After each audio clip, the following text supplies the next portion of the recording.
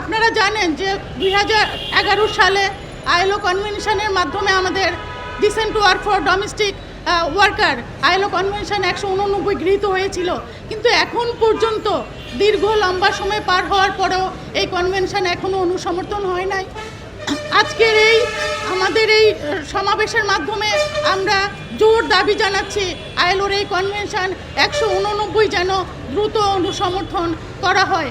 এবং বিশেষ করে আমাদের দেশের যে গৃহ শ্রমিকরা, আপনারা দেখেছেন গত 1 বছরে অনেক গৃহ শ্রমিক নির্যাতনের শিকার হয়েছে, তাদের সেই নির্যাতনগুলোর বিচার আমরা এখন পর্যন্ত সেগুলোর দেখতে পাই নাই।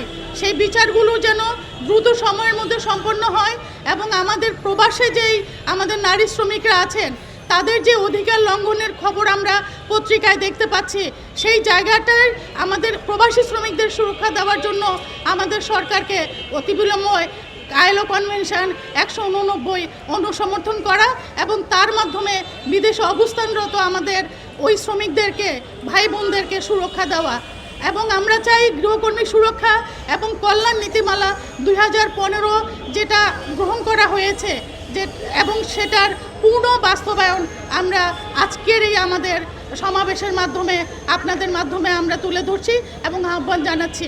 আমি এই আমাদের মানববন্ধনে অংশগ্রহণকারী নেটওয়ার্কভুক্ত এবং আমাদের জাতীয় ট্রেড ইউনিয়ন ফেডারেশনের সকল সংগঠনগুলোকে আন্তরিক ধন্যবাদ জানিয়ে আমরা আমাদের এই কার্যক্রম এখানে সমাপ্ত ঘোষণা করছি।